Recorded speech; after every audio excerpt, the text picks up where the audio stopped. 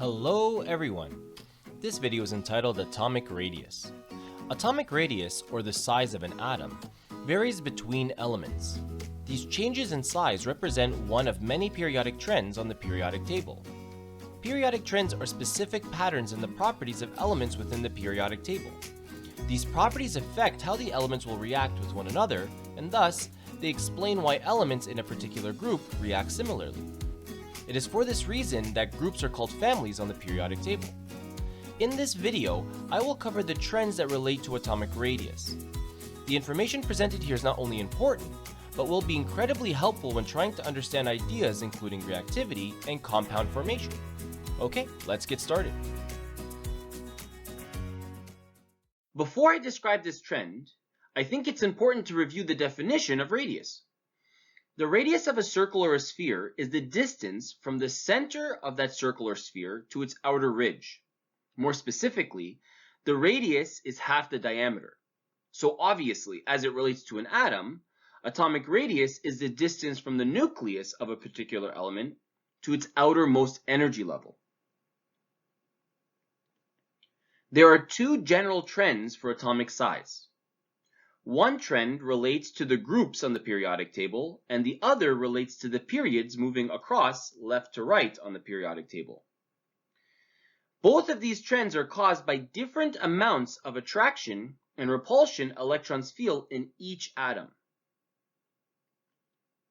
As you go down each group in the periodic table, the size of the atoms increase. The lower in a group you go, the further the valence electrons are from the nucleus. This results in an outer electron sensing less attraction to the nucleus, which is due to a phenomenon we call electron shielding. Electron shielding is exactly what it sounds like. As you can see in the image to the right, although the outermost electrons of the atom still feel the attractive pull of the nucleus, the electrons in the inner shells push the valence electrons out due to repulsion. Now, it goes without saying that the more shells there are between the nucleus and the valence electrons, the greater repulsion they will feel due to the electrons in the lower energy levels. So, as you go down a group, you're increasing the number of inner shells there are between the nucleus and the valence electrons.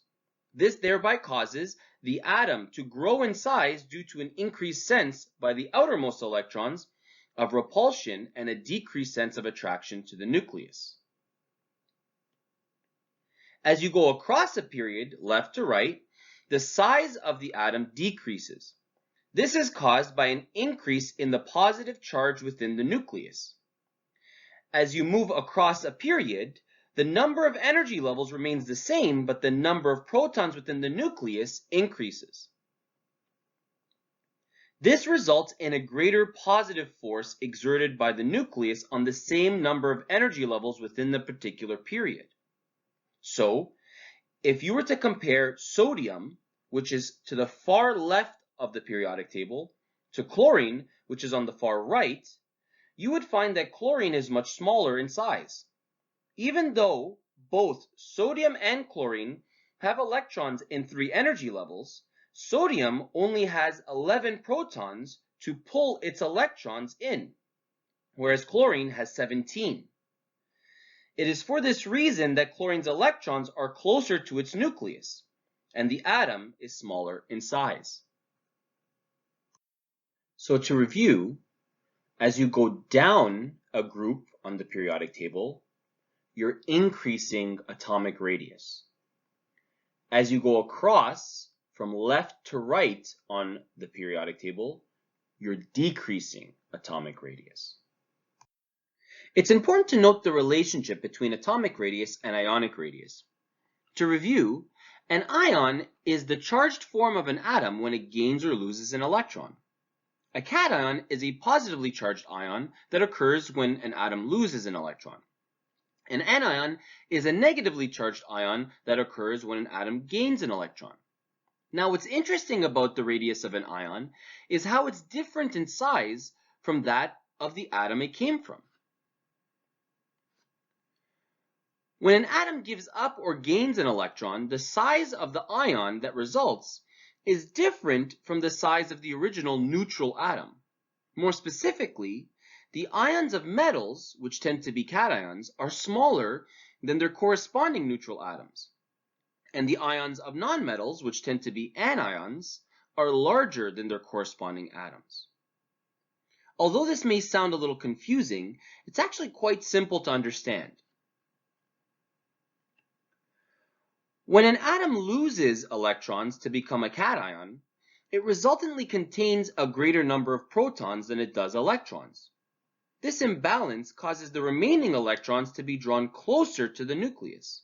Thus, the radius of the cation is less than its parent atom.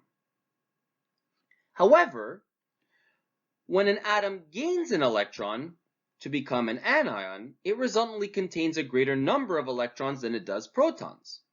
This imbalance causes the electrons to experience less pull towards the nucleus, and thus the radius of the anion is greater than its parent atom. This image on the right shows the relationship of ions to atoms, where a positive ion is smaller than its atom.